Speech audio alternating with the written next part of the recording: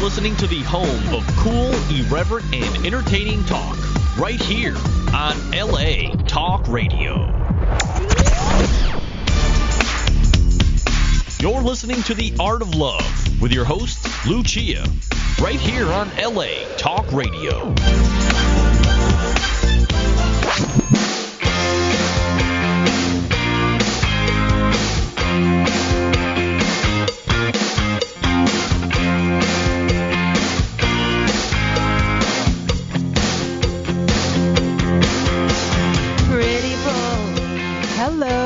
Welcome to The Art of Love. My name is Lucia. I'm your host and a dating and relationship expert. And I'm here to entertain, educate, and enlighten you about love, dating, and relationships. Take your live calls, answer your emails, and speak to authors of books which I find interesting.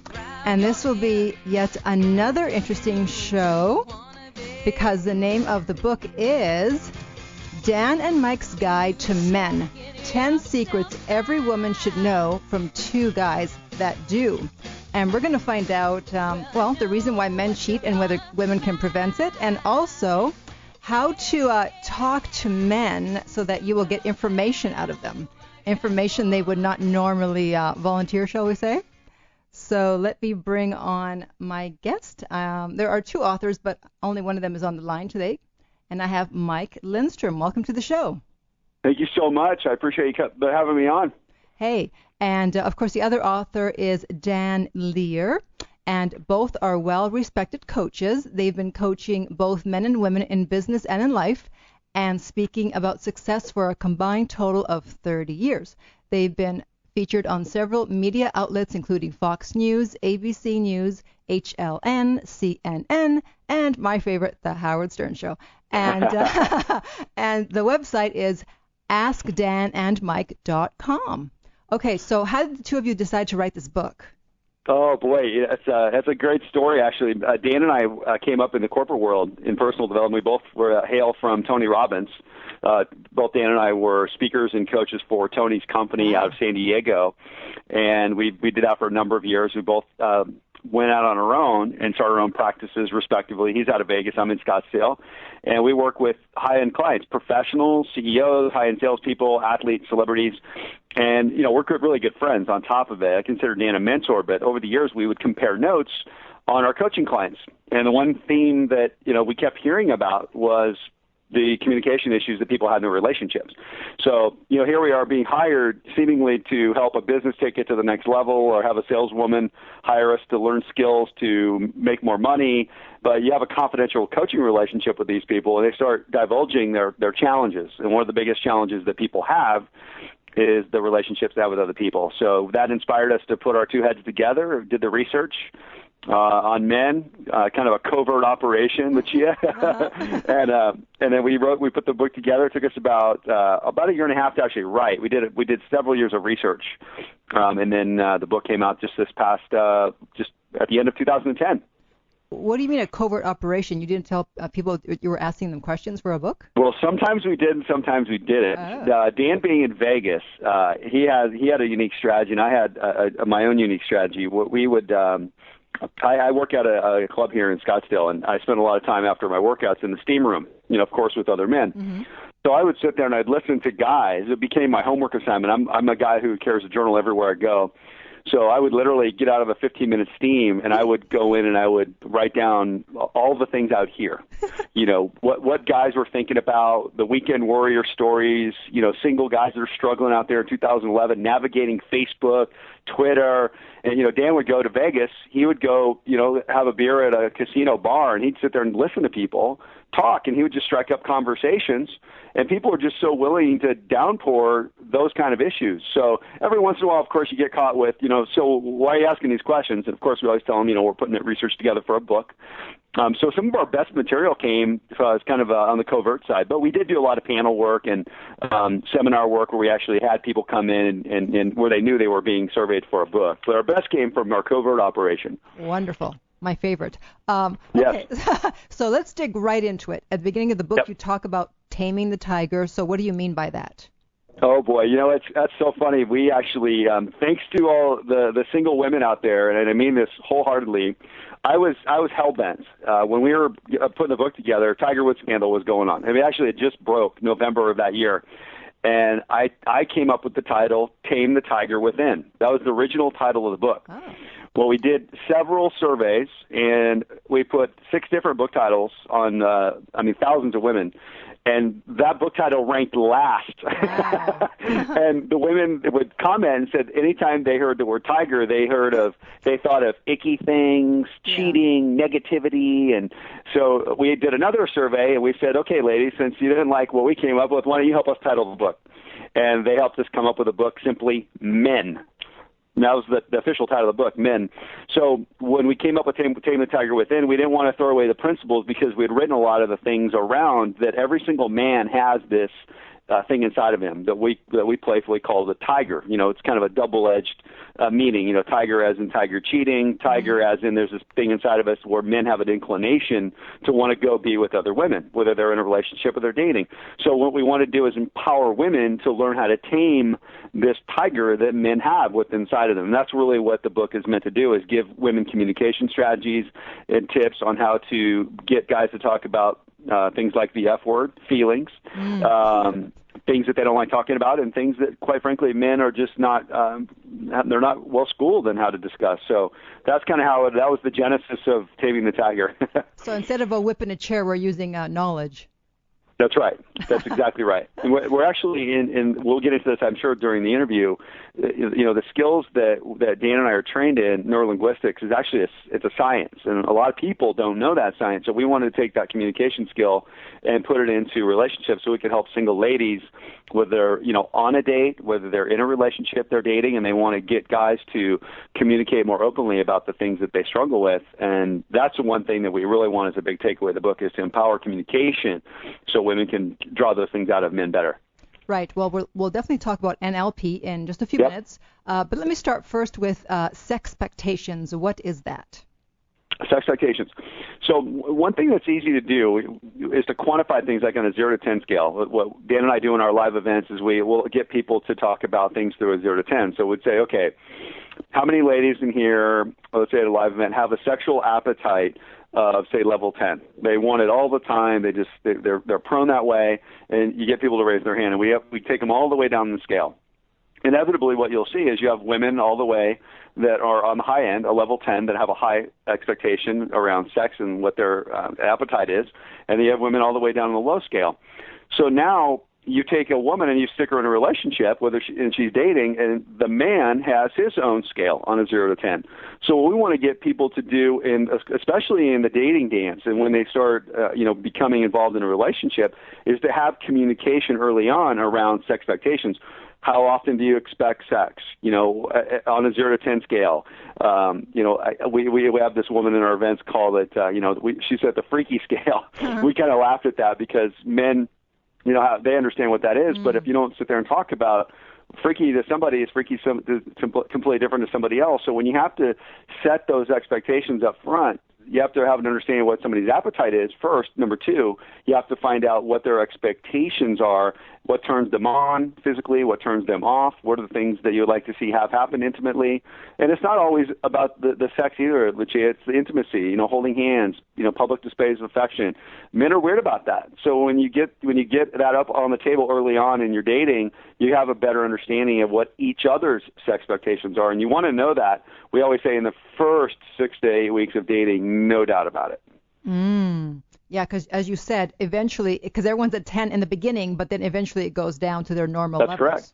Yeah, I mean, you have life events. You whether it's stress events, you get married, you're in the honeymoon phase, you have kids, somebody loses their job. I mean, there's so many different life elements that will impact somebody's drive. But if you have a good, honest, open communication around your sex expectations, and that, by the way, doesn't stop just in that courting phase. It continues all the way into marriage. My wife and I have been married for 6 years now, and we have these discussions all the time. We're expecting our second child here in the next month, actually. Oh, so you can imagine our sex expectations are a little bit different right now than they were 5 years ago. So it's important that everybody talk about these things, but have it as a continuous communication loop. Okay, wonderful. So then let's moving on to another chapter, things that men will never tell women. So what are some of these things? Well, one of the, feelings are a big part of it. When you talk about, we playfully call it the F word in our events, but there's certain things around feelings that guys have a hard time talking about, and these things revolve around many different conversations. There are levels of jealousy. We have, of course, control issues. Control issues are often tied to jealousy. Men are not just going to come out and tell you those things, but it's important for a woman to understand if a man has a jealous background, he's got control issues in those emotions that he's kind of has pent up. And a lot of times women can smell that. I think women have a sixth sense early on in dating if a man is very controlling. But again, you want to start having your radar up really high, because men are typically not going to talk about those things. Men definitely are not going to talk about things around their past sexual experiences. I think that's that's on both sides of the fence. I think both men and women.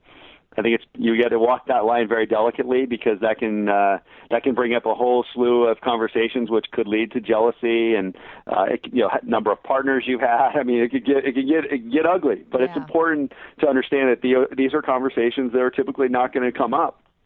A couple of the other ones, the things that they do with their guy friends. We all love the movie The Hangover, and we laugh about it. I guess the second movie's coming out here in the next month.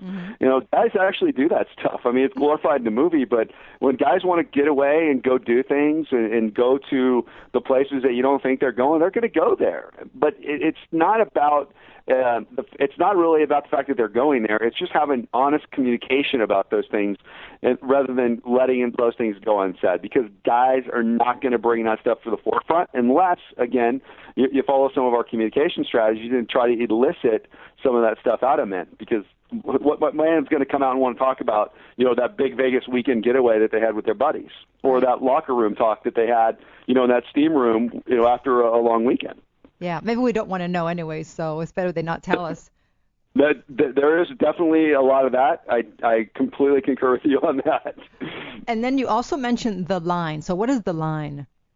The line is interesting. It's a phenomenon that Dan and I had both talked about this we've seen this both in ourselves as men, but we also saw this with our clients, our male clients we had interviewed. And when we did our research, we found that this is a widespread phenomenon, that men want to go out in their lives and stare at the line. The line, think of line as like the trust. You don't want to, when you cross the line with your lady, you've obviously stepped out of bounds. Think of it that way. You've made her now distrust you because you've cheated on her. You've done something you shouldn't do. Maybe you friended up an ex-girlfriend on Facebook, and she didn't appreciate that. But the line is always there. Guys want to go and stare at it. Guys always want to go and know that they're wanted. So when guys want to go out on a weekend, and it could be some of your listeners could be in a relationship for 3 years. They're past the dating phase. You're on the path to possibly being engaged, and you're really involved in a relationship, or you like the guy a lot, even if it's early on. The guy still has a tendency to want to go out there with his buddies, and he doesn't want to go with his buddies because he wants to cheat. It's because he wants to know that he still has the game, that he still has it in him, that he can still go out there and girls are going to talk to him, and he's going to be wanted. Guys want the chase at the end of the day. So if a guy comes home on a Friday night with his buddies, and he feels like a couple of ladies, he could have, got their phone number, or maybe he feels like he could have taken them home. He got to walk up to the line without crossing it and go home and feel good about himself. Guys have this thing, and I think it's just important that women understand that when their guy wants to go out and do these things, it doesn't mean he's going to go breach, the confidence or the trust. It just means he's going to go edify his ego. Ah, okay.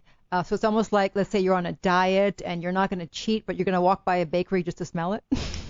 That's a great way of looking at it. That's a great way of looking at it. We want to stare at it. I mean, we want to look. They always say that the grass is always greener, but we know how that whole saying goes. Guys want to still go out and look at the pasture. They may not run through it, but they want to go look at the pasture and see what's out there.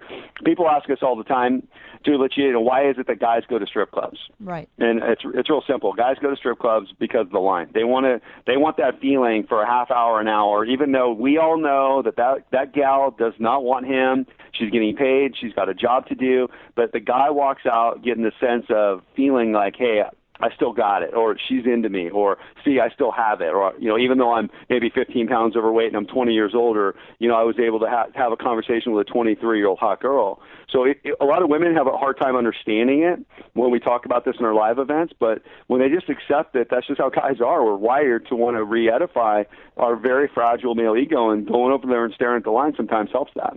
And does that happen like throughout their life, even if they've been married 10, 20 years? Yeah. It never stops. I mean, I shouldn't say never. I mean, my grandfather died at 90, and when I was writing the book, and he says, Mike, he goes, you talked about this line thing, and I got to be honest, here I'm in this home. Grandma passed away 13 years ago, and I got these ladies around me. It still feels good. Wow. So I think it just changes. I think the line gets a little blurry as you get older, but I think, the answer is yes. This is an innate thing that guys have, as they grow into their relationships and get older. Right. Okay, so let's get into the NLP. So you mentioned using third-party stories in order to get information. So what is that? Okay, great.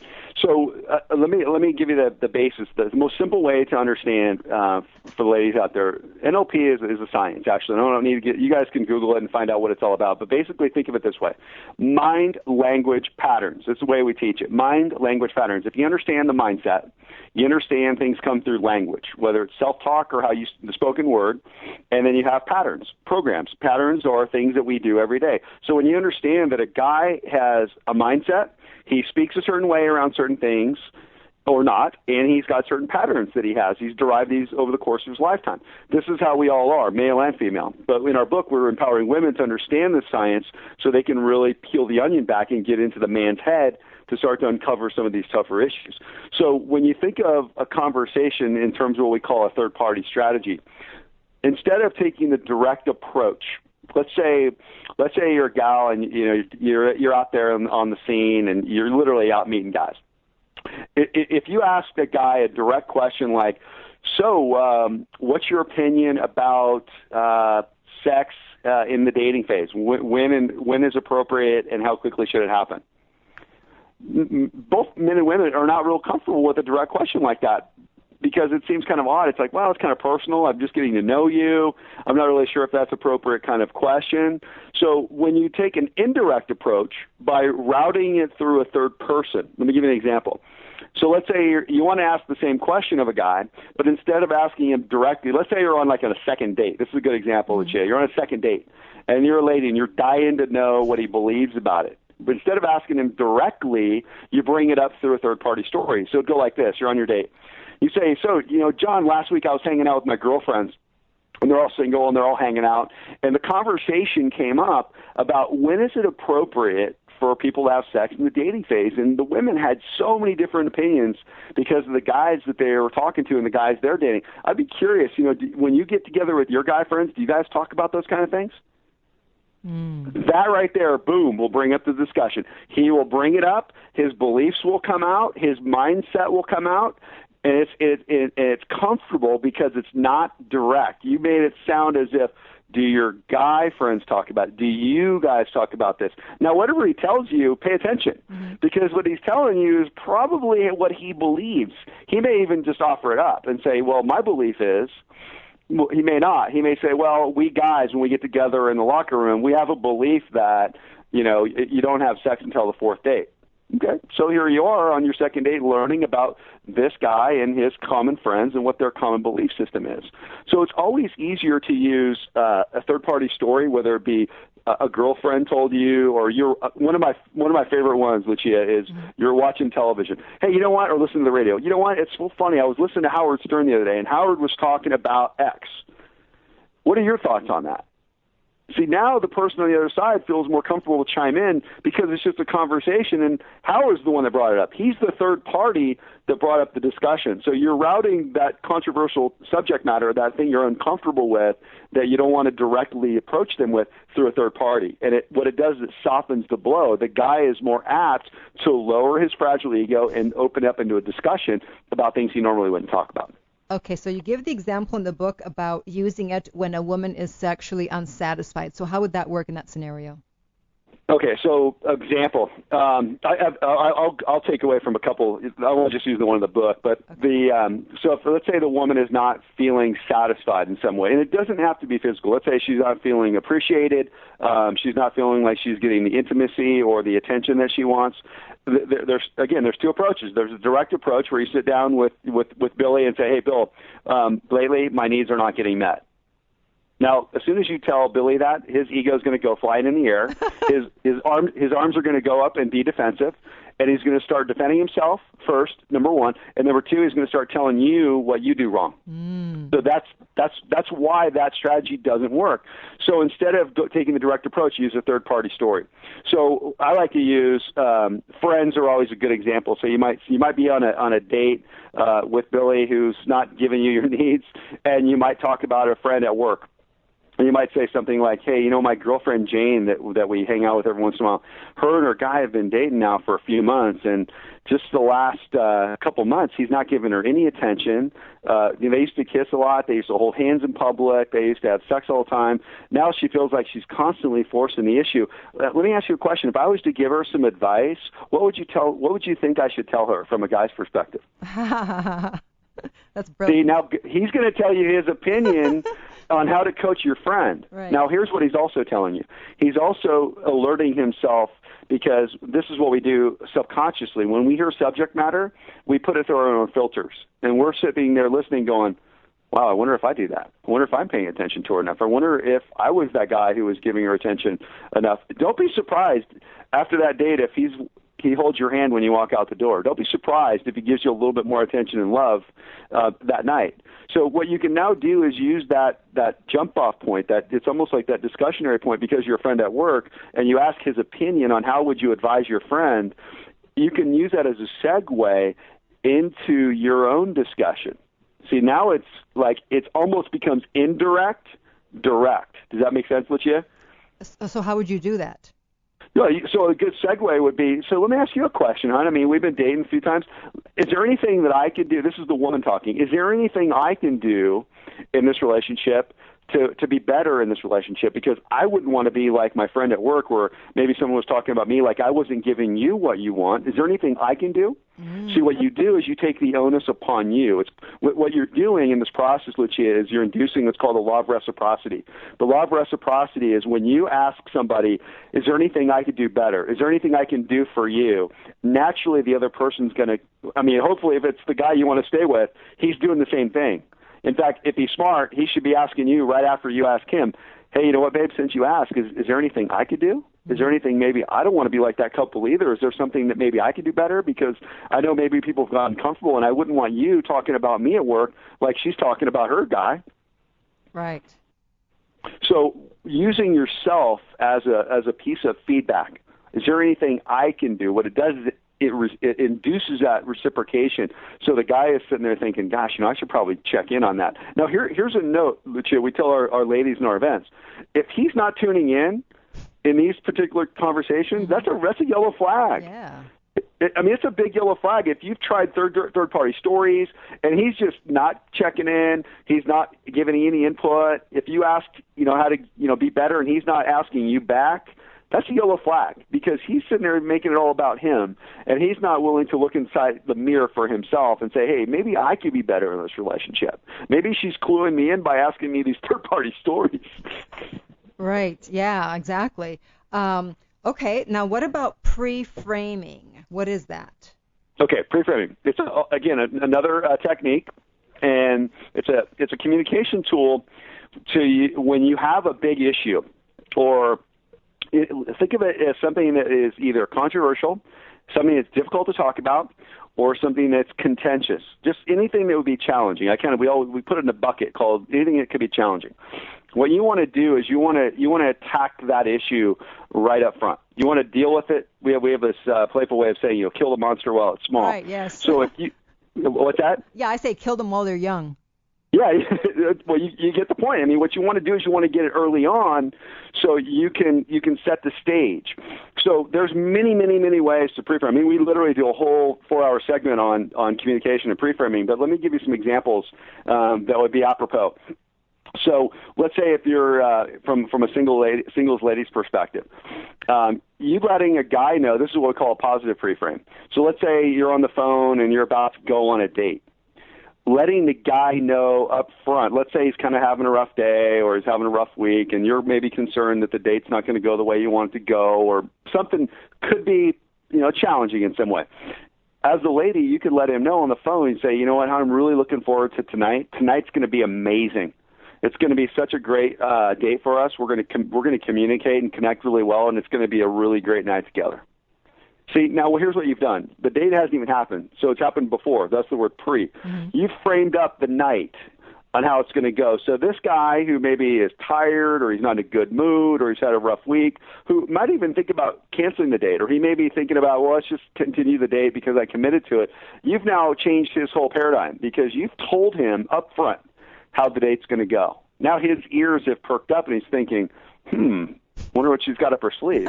So all of a sudden that rough week or maybe that challenging times that he's going through aren't so challenging or rough. He's now thinking about that date in a completely different way. So that would be an example of a positive pre-frame. Another example would be, let's say you're having a really tough conversation. Let's say you're dating and you want to have a big conversation with your guy.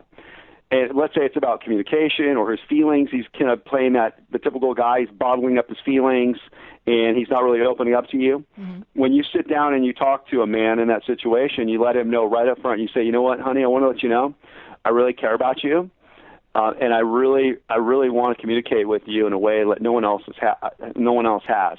So anything you tell me, I'm non-judgmental. I just want to see if we can, make sure we can get on the same page. But I want you to know where I'm coming from. I'm coming from a loving place.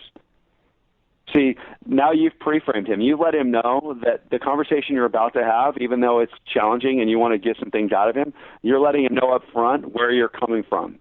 So anytime you can set the stage is another way of thinking. Anytime you can set the stage to a date, to a conversation, to an argument. I mean, let's say you're in the middle of an argument, and if you let somebody know, where you're coming from up front, what you're doing is you're taking away the potential for them to walk away and give that conversation a completely different meaning. You want them to give it a meaning that is in line with what you intended.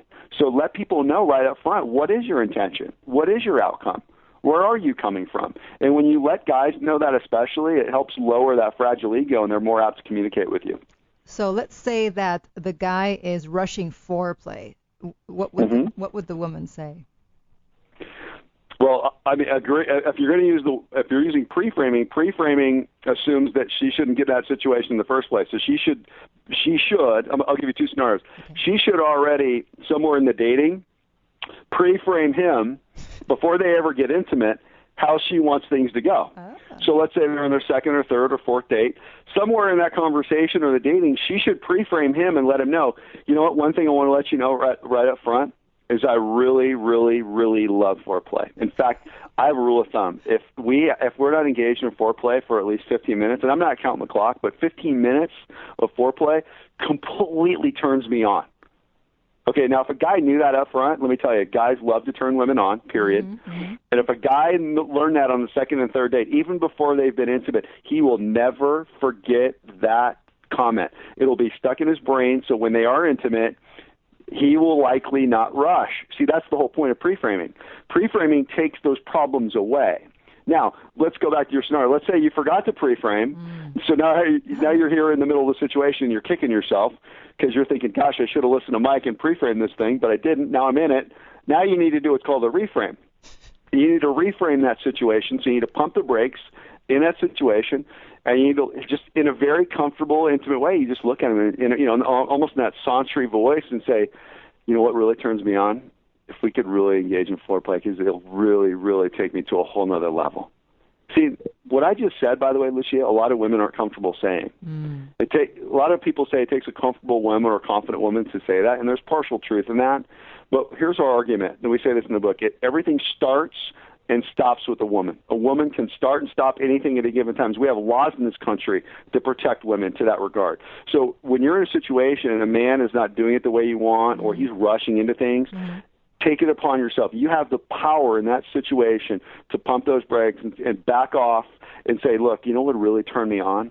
It if you did X, Y, Z, and ABC. And let me tell you, a lot of the guys we researched for the book, men, up on the majority, love a woman who knows exactly what she wants. So if a woman were to reframe that situation and make sure that she's getting more foreplay or whatever the situation might be, it's always going to work in her favor because she's telling the guy exactly what she wants. Guys love that. Okay, so let's take another scenario, and I don't know which NLP technique we would use for this, but this happens a lot.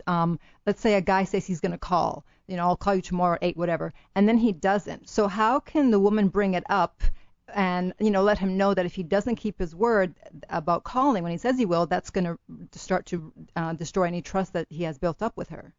Yep. So again, that's a pre-frame. So what you do, we coach all of our ladies and our guys, by the way, on this one, because this is a big issue. We tell our ladies, it's funny, I just had a client situation last week where they were going to go on their first date, and she called me up. She goes, all right, walk me through those pre-frames again. I want to make sure I get these at the end of the night. and that was a big one. Yeah. So it goes like this. You have a nice date. And this, I'm gonna be the woman here for a second, of course. So towards the end of the date, you could do a third-party story, or you could pre-frame. You could do both, all wrapped in one. So it goes like this. So let's say the guy's name is Mike. So you say, Mike, I've had a really great night tonight. Really enjoyed. Thanks for picking up dinner. And one thing I wanted to share with you right up front. I have a lot of girlfriends. In fact, just last week I was talking to my friend Christina, and she went on a great date, kind of a lot like this. And at the end of the night, she thought that she was going to look forward to hearing from this guy. And the guy never called me back. So you don't seem like the kind of guy that would do that. You seem like a man of your word. You seem really integrous. And you seem like a guy based off tonight's conversations. And he even said that you look forward to getting together again. So let me ask you a question. Do you plan on us having a conversation again? Wow. Boom. Hit it right between the eyes. Now, let me tell you. We have a lot of guys. We've had radio call-in shows where guys will go at Dan and I and say, "Guys, you're selling us out." And I said, "No, I'm going to call you out, buddy, because you're being a chump. You're playing those old school rules. If you're not into her, be playful but nice about it right up front. Don't play these games and say you're going to call her and not call her, because that's called being a liar." So we tell our ladies, pre-frame the heck out of it at the end of that night by letting him know and remind him, "Look, you seem like a really honest guy. You seem like a man of your word. I've had a really nice time. You said tonight that you'd look forward to seeing me again, and you know what? I believe you." And like my friend Christina, who had a guy who didn't call her, I know you wouldn't do that to me, right? Wow. Oh. Boom, now you're tying him down. So now you have a higher probability the next day, because one of the biggest, most powerful behavioral things that happens with us as people, Lucia, is every day we wake up, we want to act, behave, and make decisions according to how we see ourselves. Mm-hmm. We want what we wear, what we dress, the people we hang around, all the filters that we make life decisions around. We're going to make decisions because we want to be congruent with ourselves. So when somebody tells you they see you as honest, when somebody tells you that you're a man of your word, when somebody tells you that you believe them, what you're doing is you're tying that guy's identity to those three things. So when he wakes up the next day, he wants to act in accordance with that because he knows you see him that way. See, but if you don't pre-frame that and you don't communicate that up front on that date, he may just, like most guys, he'll wake up and go, "Well, I don't know, I'm not really that into her." See, guys are terrible at bowing out. Guys are terrible at the exit. Uh-huh. If guys are not interested, we have a couple of good strategies in the book for ladies to pay attention to, and we teach this to guys in the event. Don't lie to a woman. Be honest, but don't break her spirit at the same time. It's one thing to let a gal know at the end of the night, so, I've had a really nice time. I really like connecting with you. I'd really enjoy us to get together sometime in the near future and do some fun things together. Now, by the way, when a woman hears that, that's a guy's nice way of saying, "I want to be friends with you." Mm. Now, if a guy can say, "Look, we should be friends," but women in this day and age, that breaks a woman's spirit. So it's another thing to say, "Hey, look, I really enjoy your company. I have a lot of fun with you, and sometime in the very near future, I'd love to do some fun things together with you again." I mean, we teach guys, say things in a nice way, but be authentic and honest. Don't lie to her, number one. Don't break her spirit, number two. And don't run from her, number three, which is the typical, I'm going to call you, but then you don't. That's chump change. It's especially in 2011.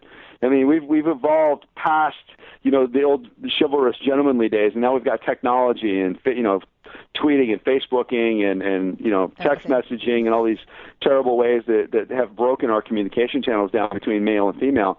So, we teach the guys, look, pick up the phone. Don't text her. Don't write on her Facebook wall. Call her the next day, and you let her know how much you cared for her. Let her know how much you look forward to seeing her, and schedule something. Don't call her on Friday night and say, hey, what are you doing tonight? And by the way, that sends the wrong message to the lady. If you get that call on Friday night, ladies, don't go out with them. You're the last option. Absolutely. So continuing on with the phone call thing, what about, another scenario, let's say they've been dating for a while, whatever, and he says he's going to call and then he doesn't. Then what should she have done beforehand? What would the pre-frame look like in that instance? Well, throughout, pre-framing doesn't stop. I mean, you always continue to frame things up. You want to let the guy know that one of your values is communication. Mm-hmm. If that's truly the case, Lucia, if you really value communication and getting back to people quickly, let him know that all the time. Say, you know what, look, I love it when you get back to me right away. I don't need to talk to you 4 times a day. I work, you work. But all I ask is you just get back to me sometime the next day. I mean, come on. You can text me. Just let me know how things are going, that we can connect so we can find out what's going on. If the guy has gone completely radio silent and an AWOL, that's a red flag. That's a red flag. So that's a guy's, again, it's a chump change and immature way of not, confronting the real issue and saying that he's just not that into you. So that's how guys, unfortunately, that's how they do it these days. They just don't call. So you want to continually frame up how important communication is to you. Set standards. We love that. Similar to expectations, set expectations. How often somebody should get back to you. I do it with my clients, Lucia. I tell my clients, look, if you call me today, I may or may not be able to get back to you during business hours because I have clients all over the country, but I promise you I'll get back to you today. I may leave you a voicemail at 10 o'clock at night. I'll email you, but I promise you I'll get back to you today. I set that expectation with my clients. So I'm always framing that up with my clients so that my clients always know that if they want to reach out to me for anything, that Mike's going to get back to them because I've set that expectation. Similarly, in the dating dance, you've got to set those communication expectations with your guy continuously. Wow. Okay, one more. What about, sometimes guys will start to pull away, and women, they don't know if they should say something or not say anything. They don't know what to say. So, again, how do they preempt that? Yeah, so one thing we do is called a mind read. A mind read is when you feel you're getting that sense, and everybody has that sense. Yes. You get the sense that he's pulling away or he's not doing the things he used to do. Right. So you do it in what Dan and I have this thing called peacetime and wartime. Your best communication happens in peacetime. Peacetime is when you're on a date. It's when you're on a run, you're climbing, you're having a glass of wine together. It's not in bed after sex or before sex. It's not during a fight. It's not over the phone, by the way. Definitely not on Facebook or on text messaging. That's a no-no, or email. It's face-to-face during peacetime when you have that moment when he's probably least expecting it, when you let him know and say, you know what, hey, John, lately I've just been getting these feelings. Now, remember, it's important to note this. People are never wrong in their feelings, period. You're never wrong in your feelings. When you feel something, it's a real thing to you. Even if it's illogical, it's still a feeling, and you're right in your own feelings. So communicating to him through your own feelings by letting him know. Say, look, I've been having these feelings lately, and I'm getting this sense that maybe you're pulling away or maybe you have something on your mind, but it just seems like maybe in the last couple months things haven't been what they used to be. I just wanted to have an open communication with you about them, just see what's going on.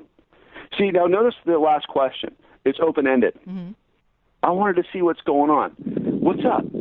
See, these are very general, open-ended questions. Guys love general, open-ended questions. When you confront us or you ask us what's wrong, we hate that because now we're focusing on what's wrong. Don't ask us what's wrong, just like ladies. Ladies, my wife hates when I ask her what's wrong. Right. Because now you got them focusing on what's wrong. So ask the question of what's going on. What's happening? What's going on in your mind lately? I just wanted to check in with you. It just seems like there's been a lot going on. I'm not looking in the mirror and saying it has anything to do with me. I get the sense, knowing you the last couple months, that you just haven't been acting the same way. What's going on? See, that's more likely to draw him out. Now, it doesn't mean he's going to go flooding out his feelings, but he's more apt because he's more comfortable because you've routed that communication, not with what's wrong with you, but, hey, here's how I feel and what I've sensed from you in the last couple of months. So you've taken the onus off of his fragile ego and you've brought it on yourself. Yes. Okay. We only have a little bit of time left, believe it or not. Yeah. You have energy like Tony Robbins, I guess apples don't fall too far from the tree. I appreciate that. I feel like I'm on the phone with him. So we better talk about cheating here, since I promised it. Yep. So why do men cheat? Okay, so one of the things that we were really surprised about in our research, and this was more of our purposeful research, not our covert operation stuff. We did set out and ask a lot of guys, why is it, whether it's dating.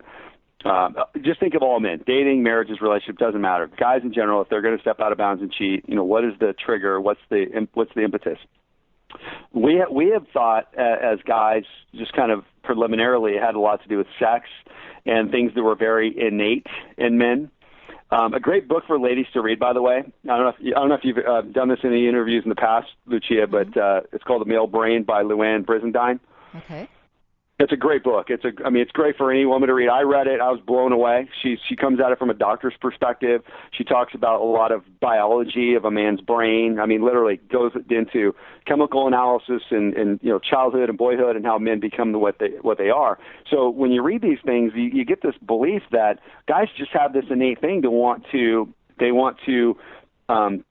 as they say, they want to spread their seed. They want to go out there and they want to have offspring and they want to populate the earth. Dating all the way back to as she says, the caveman days.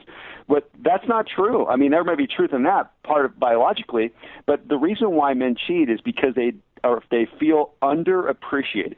Underappreciated was the number one reason that a man was going to go out and cheat. Now, one thing we also noted was that, of course, women are cheaters as well. Men cheat with higher frequency. Men cheat physically more often than women do. Women, on the other hand, cheat emotionally. Right. So women may not go out and have sex with a complete stranger. They may have a colleague at work who is being a very good listener during a tough time.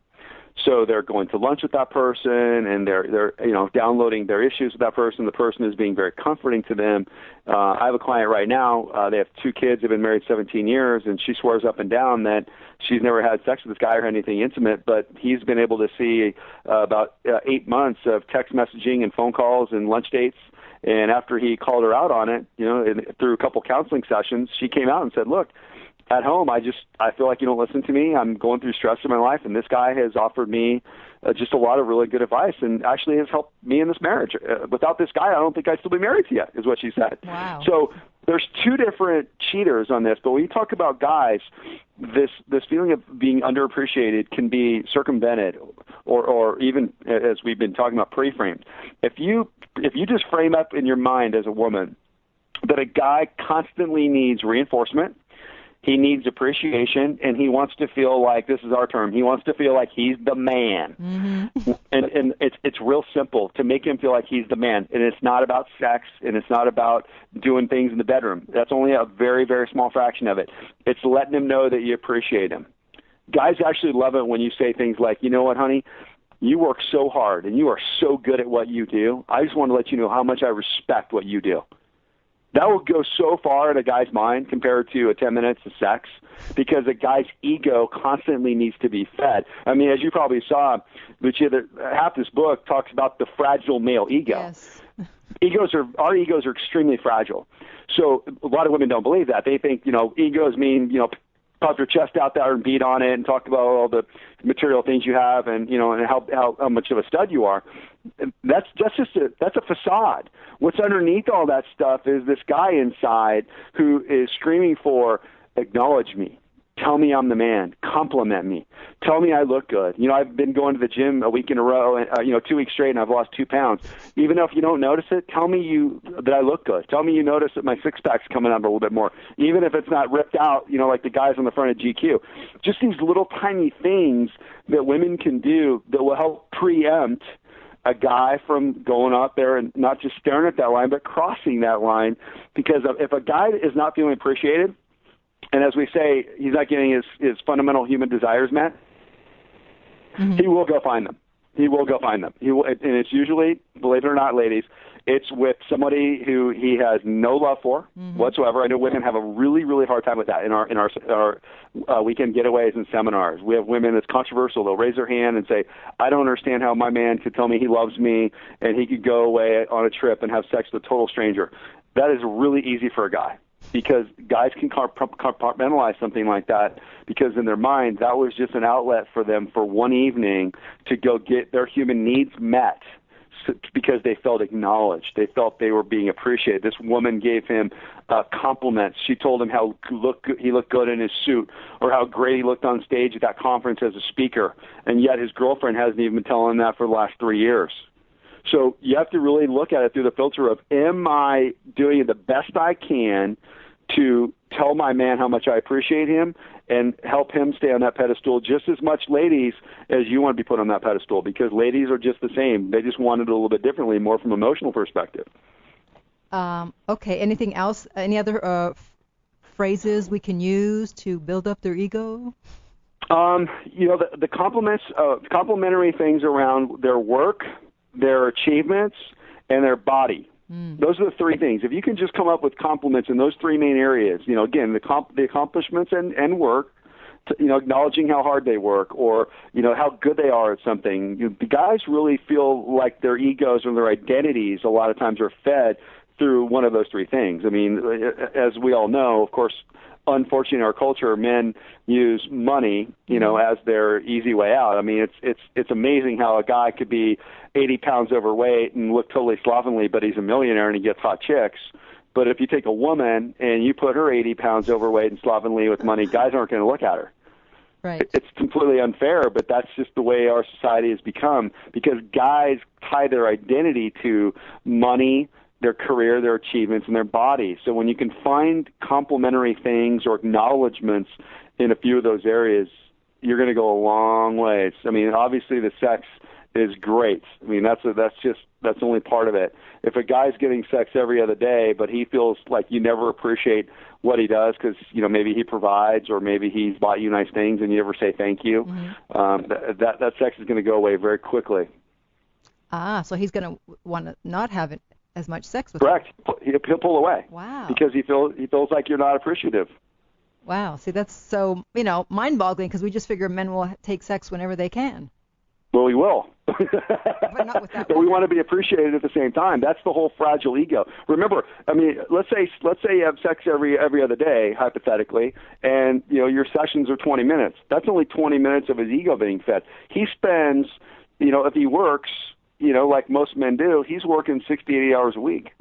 60 to 80 hours of his week, he's in the realm of being the CEO or being the top salesperson or being a manager of a team. So he wants to be acknowledged about those things he spends the most time doing. Being a father is a good example. I mean, you're a father 100% of the time. If you haven't told your husband, hey, you're an amazing father in a long time, or you're a great husband, let me tell you, that sex will only get you so far every other day, because the guy is dying to hear how much of a great father he is, or thank you so much for, honey, allowing me to stay home with the kids while you work hard for 80 hours a week, in that situation.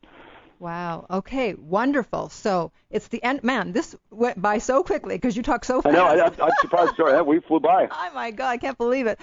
Anyway, so you said you've got something going on in Vegas. What is that? Yeah, so we have, if you go to our website, AskDanandMike.com, of course, you can get our book there. You can get it on Amazon. You can get it on Kindle as a download. But our Vegas getaway, we have two different getaways. The one we just did last weekend, the ladies' weekend getaway. Just think of like a fun weekend in Vegas. We did the last weekend, we did it at the Bellagio Hotel. We had women from all over North America. A lot of Canadian women actually came down to our event. So we have this whole action-packed lineup of fun things that we do, and I don't want to give away too much of the fun stuff. We want to surprise you at different turns, but leave it to say that we're going to do it VIP style. But what Dan and I do on both Friday nights, And on Saturday, late afternoons, is we have this session with you. We get this penthouse. We have all the ladies come in. We have, hors d'oeuvres, cocktails, lounge around. So don't think of a conference or a seminar. That's exactly what you don't want you thinking. We want you lounging in a penthouse, top Vegas with a cocktail in your hand, where you feel like you can sit around and relax and be yourself. And just have an open, honest discussion around the things that matter most to you. It's amazing when you get 25 women from all over the country, all over the world, in a relaxed environment like that, Lucia, and they can just let it rip. There's no guys in there to judge them. They connect well with the other ladies very quickly. We found the ladies really bonded really quick because a lot of people have things in common. But this is our chance to bring to life these contents that we talked about on this interview today. Really, how to communicate effectively with a guy. We have a couple guest speakers come in to really liven it up. It's really entertaining. We call it edutainment. We're going to educate you and entertain you at the same time. That's why I love it at the beginning of your segment. You talk about entertaining, educating, and enlightening. I mean, that's pretty much what our Vegas getaway is all about. So it's a 2-night weekend getaway in Vegas. Of course, who doesn't like going to Vegas for a fun weekend anyway, right? That's right. I love it. Okay. So we have our next one's will be coming up this summer. Tune in. We're actually polishing up our new website. It'll be coming out in the next couple of weeks. But you can always go to Ask Dan and Mike for our future events. We're going to have at least 3 or 4 more between now and the end of the year. I'm very excited about. Wonderful. All right. Well, thank you so much for being on. It was enlightening. It was educating to sit here and listen to your questions too, because you represent such a great segment of women out there, single women out there that are dying to know these questions. So it's always great when you have a figurehead, someone who's really a powerhouse that can bring these to the forefront. So your questions were very good, and I appreciate you bringing these up because these are the kind of things that do come up in our live events. Well, thank you. I appreciate that. All right. Take care. Okay, Lucia. Well, until the next time, let us know when you want to sit next time. Dan and I can join together. Absolutely. That'd be great. Okay. Have a great Mother's Day, everybody. Bye. Okay, bye-bye. Bye. Wow. Okay. He's a whirlwind of energy. I'm worn out just listening, but in a good way. So my website is theartoflove.net, where you can sign up for my free weekly newsletter. I have my book, Lucia's Lessons of Love, at lessonsoflove.net. And until next time, remember that love inspires, empowers, uplifts, and enlightens. You're listening to The Art of Love with your host, Lucia, right here on LA Talk Radio.